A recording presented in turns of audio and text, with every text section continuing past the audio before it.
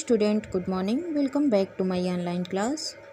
Student, आज हम Hindi second में लेसन 1 के क्वेश्चन आंसर राइट करेंगे। चलिए हम सबसे पहले अपना फर्स्ट क्वेश्चन देखते हैं। भाषा किसे कहते हैं, उसके कौन कौन से रूप हैं, उदाहरण देकर समझाइए। तो चलते हैं अपने आंसर की तरफ। इसको आप अपने हिंदी ग्रामर कॉपी में अच्छी राइटिंग में राइट करेंगे।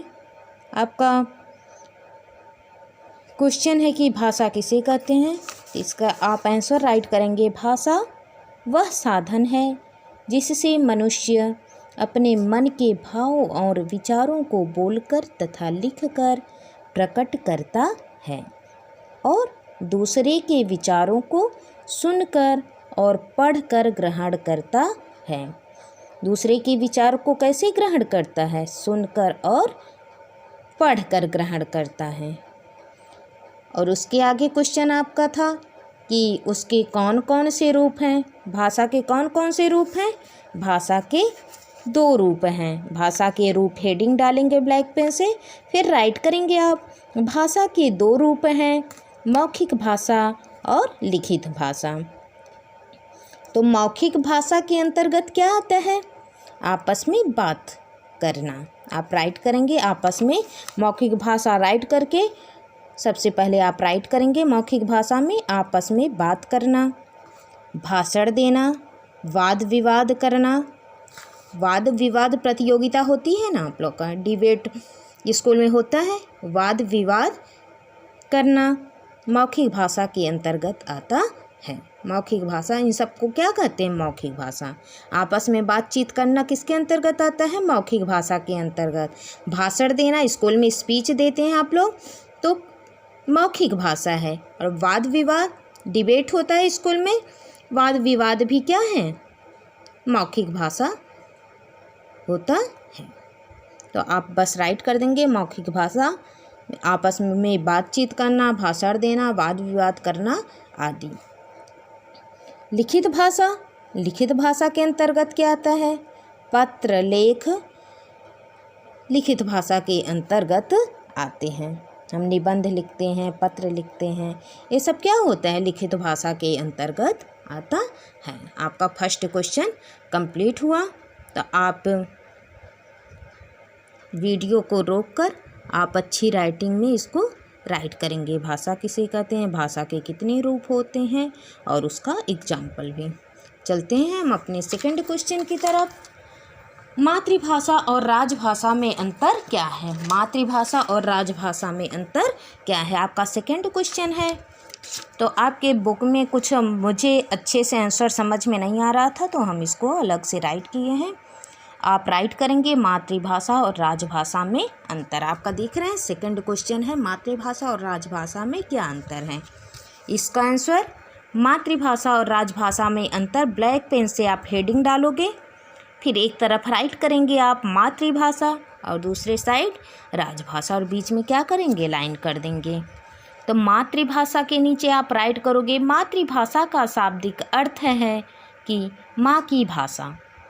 मातृभाषा का शाब्दिक अर्थ क्या है?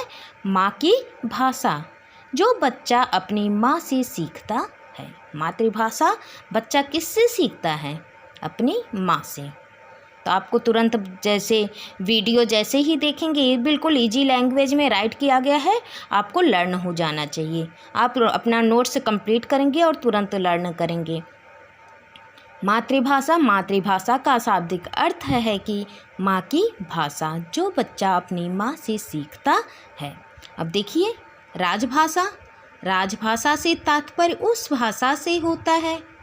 राजभाषा से तात्पर्य उस भाषा से होता है जो सरकारी कामकाज के लिए प्रयुक्त होता है, जो कि कल हम आपको समझाए थे कि मातृभाषा राजभाषा सब अच्छे से पढ़ा गया था। तो आप इसमें अंतर भी राइट कर देंगे। राजभाषा से तात्पर्य उस भाषा से होता है जो सरकारी कामकाज के लिए प्रयुक्त होता है। नेक्स्ट देखते हैं, मातृभाषा का प्रयोग विशेष जन समुदाय द्वारा सीमित रूप में होता है। मातृभाषा का प्रयोग क्या होता है, इसका क्षेत्र कैसा होता है, सीमित होता है। मातृभाषा बस के सीमित क्षेत्रों में ही प्रयोग होता है। और राजभाषा का प्रयोग विस्तृत भूभाग, विस्तृत क्षेत्र में या विशाल जनसमूह द्वारा होता है। विशाल जनसंख्या के द्वारा यह राजभाषा बोला जाता है। इसका क्षेत्र क्या होता है, इसका एरिया क्या होता है, काफ़ी बड़ा होता है ना। राजभाषा का प्रयोग विस्तृत भूभाग में विशाल जनसमूह द्वारा होता है। चलिए आंसर नंबर ये देखिए, उपभाषा, थर्ड क्वेश्चन है, उपभाषा किसे कहते हैं, यह बोली से किस प्रकार भिन्न है, इसको देखते हैं। उपभाषा विस्तृत क्षेत्र या प्रदेश में बोली जाती है। उपभाषा क्या होता है, उपभाषा का क्या है, बोली की अपेक्षा उपभाषा का क्षेत्र विस्तृत होता है। उपभाषा विस्तृत क्षेत्र या प्रदेश में बोली जाती है। इसमें साहित्य रचनाएं होती हैं। उपभाषा विस्तृत क्षेत्र या प्रदेश में बोली जाती है, इसमें साहित्य रचनाएं होती हैं। इतना ध्यान रखिएगा कि उपभाषा में साहित्य रचनाएं की जाती हैं। उपभाषा क्षेत्र में अधिक बोलियां हो सकती है। उपभाषा के अंतर्गत क्या होता है, उसके अंतर्गत कई बोलियां, उपभाषा में कई बोलियां सम्मिलित हो जाती हैं, एकत्रित हो जाती हैं। जैसे पूर्वी हिंदी में अवधी, छत्तीसगढ़ी आदि आ जाता है। पश्चिमी हिंदी के अंतर्गत क्या होता है, हरियाणवी, ब्रजभाषा आदि का प्रयोग होता है। राजस्थानी हिंदी में जयपुरी, जोधपुरी, मेवाड़ी ऐसे कई बोलियां आपस में मिली होती हैं। ओके, उपभाषा। फिर आपका क्वेश्चन है उसी में कि यह बोली से किस प्रकार भिन्न है, तो आप राइट कर देंगे, यह बोली से भिन्न होती है। उपभाषा बोली से भिन्न होती है। कैसे भिन्न होती है, क्योंकि उपभाषा बोली से अपेक्षाकृत विस्तृत क्षेत्र अथवा प्रदेश में बोलचाल में प्रयुक्त होता है। बोली की अपेक्षा इसका क्षेत्र क्या होता है, उपभाषा का क्षेत्र विस्तृत होता है। उपभाषा क्षेत्र में एकाधिक बोलियां हो सकती हैं, एक से अधिक बोलियां उपभाषा में होती हैं। तो आपका 3 क्वेश्चन कंप्लीट हो गया। तो चलिए हम देखते हैं आपका 4th क्वेश्चन क्या है। लिपि से आप क्या समझते हैं, और हिंदी में लिपि किस लिपि में लिखी जाती है। चलिए हम लिपि भी देख लेते हैं। मौखिक भाषा में ध्वनियों का प्रयोग किया जाता है। मौखिक भाषा में ध्वनि किसका प्रयोग होता है, ध्वनियों का। लिखित भाषा में प्रत्येक ध्वनि के लिए, लिखित भाषा में क्या कर दिया जाता है, प्रत्येक ध्वनि के लिए कोई न कोई चिन्ह निश्चित होता है। लिखित भाषा में प्रत्येक बोली के लिए कोई न कोई चिन्ह निश्चित होता है। मौखिक ध्वनियों के लिए प्रयोग किए गए चिन्ह की व्यवस्था को लिपि कहते हैं। हिंदी की लिपि देवनागरी है। स्टूडेंट, आज बस इतना ही। Thank you.